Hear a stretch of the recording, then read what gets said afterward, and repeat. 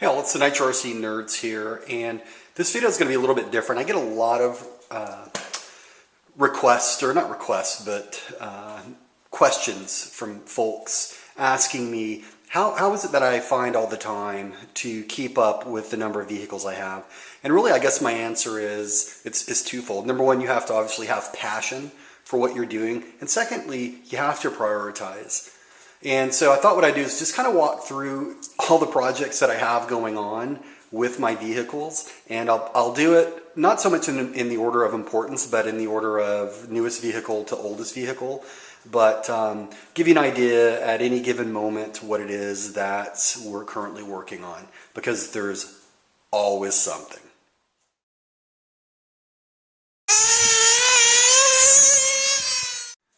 Alright, so the video you just saw, I had the engine on this Mugen, which is a Works V6, probably 75% what I like to call race tuned. In other words, to me, I think tuning is fairly simple. At least, getting your engine well tuned is a fairly straightforward process. On the other hand, what I'm learning is that a race tune is an entirely different world, and I absolutely love it and am fascinated with it. You have to go out to a track to see it and hear it to truly understand it, but that's really what I've been focused on achieving. I think I'm probably about 95% where I want to be with this thing now. I've got it just screaming its tits off, and so I'm very, very excited about where I am with that. There are one or two things, though, however, on this buggy that I'm a little bit concerned about, and I want to lock down prior to taking it out to the track, which would be this weekend. And the first is the pillow ball suspension. It came a little bit loose here, you can see. This little locking nut right here is tight and it's flush and all that good stuff. Somehow it came out a little bit. I understand there's going to be a little bit of play. You can see even here, there's a little bit. This is just too much. So I'm new to pillow ball suspensions, and so it's going to be interesting to kind of feel my way around and how I'm going to maintain them and things such as that. Kind of the challenge I guess I have is every time I want to adjust them, what I have to do is I just have to take this whole thing apart and then adjust these to get the right play that I want in the ball. So I'm just curious if there's another way to be able to gauge the type of play that you have and how smooth it is, quote unquote, without having to take it out. But that's for another day. So this is one of the things I need to do on it first, is just simply take this apart and readjust that. I might as well do this side as well. The only other thing I've seen is this screw right here that goes into the steering arm came a little bit loose. And so what I did is, you can see I just, instead of putting thread lock, I put a longer screw and just put a nylon nut. We'll see if that holds. This was the size of the screw prior. You can see it's, excuse me guys, it's pretty small. And so we'll see how this works. If not, then I'll just thread lock it. They've got these threaded ball studs that you put them through. Other than that, I think we're in good shape. And of course, what will happen is after I take it to the track, I'm going to crash the hell out of it. I'm probably going to break a few things, or something's going to come loose or whatever, but so a large majority of my focus will be after its quote-unquote shakedown run at the track and what I need to do to lock it down.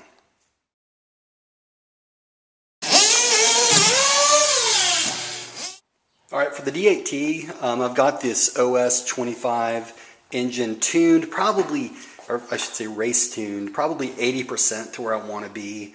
This one's been a little bit more finicky, but I'm slowly but surely getting there. Thanks to the help with a lot of different people. Some people online I've shared some videos with, and they've given me feedback. And anyway, so the other thing, the biggest thing that I need to do on this, the other thing I want to do is put or actually just rebuild the link setup for this. I'm not going to go into the gory details of what's happening, but I may do a video if someone is interested in, I guess, more of an advanced link setup. That's one of the areas that I do enjoy working on a lot, and I'm pretty particular on how I have it set up, and I've kind of found that the best way to do it is once you get a certain stage, just take it apart and rebuild it. The other thing is I'm getting a whole lot of play here, you can see, and I've narrowed it down to this servo saver here. Everything on it is tight. I'm not sure what it is. I've given it just the eye test. Again, everything on this front end is good. Everything is tight. I really believe it's something down here in the servo saver. But that's for another day. I'll probably still just go ahead and take it to the track as it is, and then we'll figure out what the hell's going on here, but I don't like that a bit. Oh, that's not... All right, next up is Andrew's race buggy, and this is Allociate 2.0. And it's funny because Andrew thinks that, you know, all this stuff just magically happens and his buggy keeps running. He doesn't know the work I put into it. Actually, I'm kidding. He's very aware of the time that I spend on these. So I got this engine, which is still the stock 350. I've got that tuned fairly well, and it's actually a nice little engine. At some point, though, obviously I'm going to upgrade him with the new engine and pipe. This car probably needs the most maintenance on it. Right now, my number one thing I want to do is go through, and I've been cleaning his bearings, his wheel bearings, so what I want to do now is just go ahead and replace them. I also want to increase his center diff from 5 to 7K, and the wing right here is just a little bit. This is a Proline wing I put on a little bit. I want it a while back. I need to shim it. You can see it's wobbly, and it's mainly this side is right here, and that bothers me. So this one I'm just going to pretty much take it down, and it also needs obviously a good cleaning. Oh, additionally, I have this J Concepts Punisher body that I got for him. I was going to paint it because I think I'm getting okay at painting bodies. But Andrew decided, we kind of chatted about it. We thought it would be fun to get it professionally painted. I think really, there's a guy at my track that supposedly is pretty good at painting bodies. Where I really need help is trimming it. So I'm going to hopefully talk to this guy and say, hey man, I'll tell you what, I'll pay you X amount of dollars. You paint it. Here's how we want it, but can you also trim it? And I'll leave you the buggy or whatever. So anyways, so new body coming for this.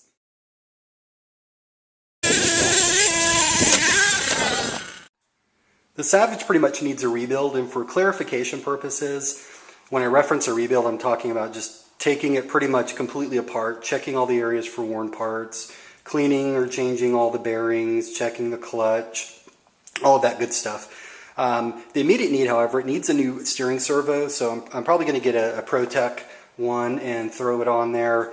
Additionally, the servo saver on this needs to be fixed. Something is not right with it. Even if I put like a nice high torque servo inside of here, it's still not turning like it needs to be turning. So, but again, during the rebuild, I'm sure I'll figure that out. The other thing here is the wheelie bar.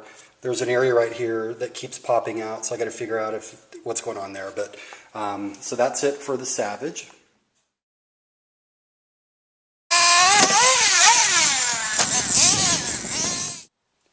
All right, so my beloved, I've got this thing running like a champ right now, and I try to pretty much keep it always running in tip-top shape because it's my baby. I absolutely love this buggy to death. However, it's going to become my next big project. I want to turn this into a race buggy. And I know that a lot of people say, well, the 810 is not a true race buggy, and my question or response, I guess, is why can't I turn it into one? Because I believe this has a lot of potential. I'm fully aware of roar specifications and how this is underweight and all that stuff, and I'm not looking to enter it in any sort of a roar sanctioned event. I just want to make it the best it can possibly be. I've got enough parts to rebuild, 65% of this. I've got quite a few aftermarket parts that I want to put on, and I've got a new body, a new wing. I'm going to go through, the new tires, servos. The biggest thing, of course, is a new engine. And I haven't decided yet what I'm going to do. I'm either going to put the stock 350 off of Andrew's Allociate 2.0, or I may just end up getting a Nitro RC P5 or maybe another Works to put on it. We'll see. But my goal with this is just to make sure that it's durable enough and it's powerful enough to at least compete on the track, because I think it's going to be a blast to run out there.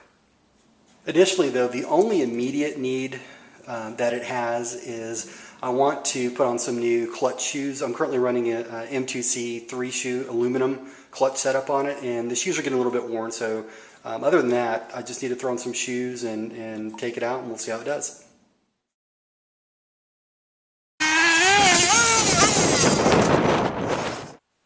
The Hyper 7 has the most pressing need on it in that I believe the engine has an air leak. I haven't had a chance to really take it apart and check everything, but I'm confident there's a leak somewhere. I just got to figure out how bad it is and what I need to do to fix it. Additionally, this I want to put a hump pack receiver battery in it because the current AA battery clip is going out. I also want to put a Spectrum SR300 receiver in it so I could run this on my DX3C transmitter. And other than that, it could use a rebuild. I also want to possibly put on a new clutch system. I need to see what sort of aftermarket clutches that I could throw on there. If not, I just want to replace the current stock clutch setup.